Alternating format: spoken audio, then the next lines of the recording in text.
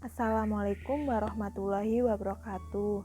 Saya Nanda Afrita Veronica, mahasiswi jurusan Ekonomi Syariah kelas B IAIN Ponorogo. Di sini saya akan menjelaskan mengenai studi pendahuluan dan kajian pustaka. Dalam pembahasan ini ada 3 konsep berkait, yaitu yang pertama pendahuluan, yang kedua kajian pustaka, dan yang ketiga kerangka konseptual. Langsung saja kita mulai pembahasan yang pertama, yaitu mengenai pendahuluan. Komponen pendahuluan yaitu penjelasan mengenai alur pikir, pemilihan topik, dan area riset. Meliputi latar belakang, ruang lingkup, dan batas-batas riset, asumsi yang digunakan, dan tujuan umum riset. Jadi, ini merupakan gambaran umum dari permasalahan yang akan dibahas atau yang akan diteliti. Yang kedua, elaborasi tentang tinjauan terhadap kepustakaan atau literatur review dalam bidang yang dikaji atas riset terdahulu.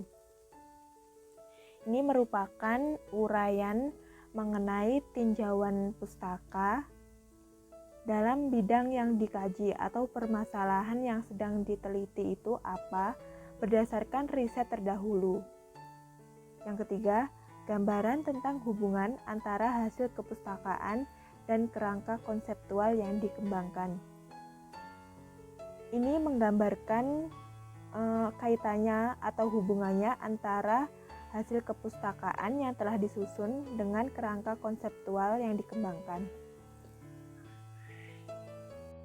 Selanjutnya kita akan membahas mengenai manfaat pendahuluan. Sebenarnya ada banyak manfaat pendahuluan itu, tapi saya mengambil intinya saja. Yang pertama, untuk membangun kerangka penelitian sehingga pembaca dapat memahami bagaimana penelitian tersebut.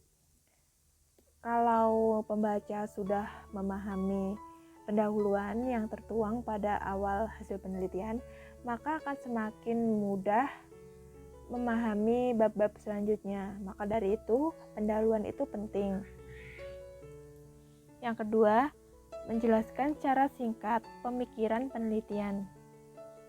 Sebelumnya saya sudah menjelaskan ya mengenai pendahuluan itu apa. Yaitu kan penjelasan atau gambaran secara singkat mengenai pokok pemikiran permasalahan yang ada pada penelitian.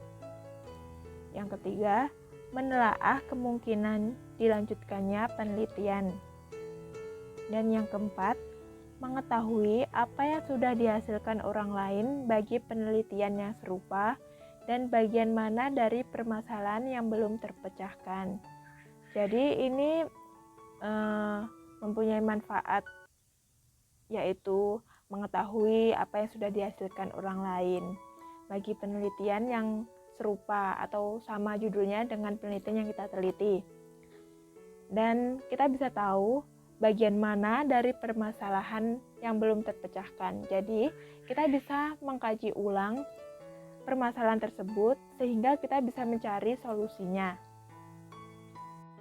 Selanjutnya adalah komponen kajian pustaka. Melakukan theoretical mapping atas karya terdahulu atas tema yang sedang diteliti, dan bukan sekedar menjelaskan komponen pada tema secara berdiri sendiri. Kita melakukan pemetaan teoritis terhadap karya terdahulu atau penelitian terdahulu yang sudah dilakukan oleh orang lain berdasarkan tema yang sedang diteliti. Yang kedua, menggambarkan theoretical mapping atas karya terdahulu tersebut baik dalam ranah subjek maupun lokasi penelitian. Jadi ada gambaran apa di dalam penelitian terdahulu tersebut. Pembahasan selanjutnya adalah tujuan kajian pustaka.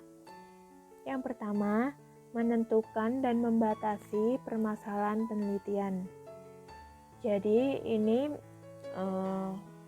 bertujuan agar penelitian tidak melebar kemana-mana dan hanya fokus pada satu pembahasan atau satu permasalahan saja. Yang kedua, menghindari replikasi yang tidak disengaja dan tidak perlu. pengulangan penelitian itu hanya pemborosan saja. Jadi untuk mencegah agar tidak terjadi pengulangan yang tidak perlu dalam penelitian, kita bisa melihat apa yang sudah dilakukan dan apa yang belum. Jika sudah dilakukan, seberapa dalam pengetahuan yang telah diperoleh, dan kemungkinan untuk pengembangannya lebih lanjut. Yang ketiga, menghubungkan penemuan dengan pengetahuan yang ada dan usulan untuk penelitian lebih lanjut. Jadi ada kaitan apa antara penemuan dengan pengetahuan yang sudah ada dan usulan untuk penelitian tersebut? Yang keempat, meningkatkan pemahaman kita tentang topik yang dibahas. Dan yang terakhir, mengidentifikasi informasi dan ide yang mungkin berhubungan dengan topik penelitian. Selanjutnya adalah kerangka konseptual. Apa sih itu kerangka konseptual?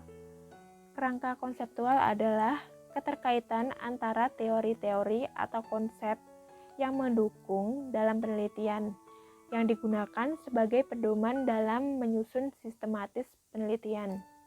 Tujuannya untuk apa? Yaitu untuk menjelaskan secara sistematis teori yang digunakan dalam penelitian. Dijelaskan secara urut teori-teori itu apa aja.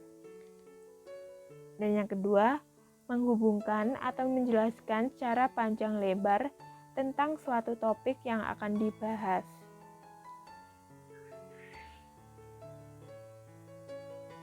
Selanjutnya adalah komponen kerangka konseptual. Yang pertama, mengemukakan kerangka teoritis yang dipakai dalam penelitian. Kerangka teoritis adalah suatu model yang menerangkan bagaimana hubungan teori dengan faktor-faktor penting yang telah diketahui dalam suatu masalah tertentu di sebuah penelitian. Yang kedua, mendeskripsikan hubungan antara masalah yang diteliti dan kerangka konseptual yang dipakai. Jadi, ada kaitan apa antara masalah yang diteliti dengan kerangka konseptual yang dipakai?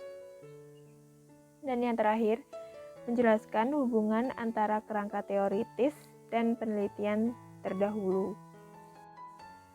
Sebagai contoh dari kerangka konseptual, misalnya dengan judul Agama dan Ekonomi, makna agama bagi pedagang Arab di makam Sunan Ampel, Surabaya.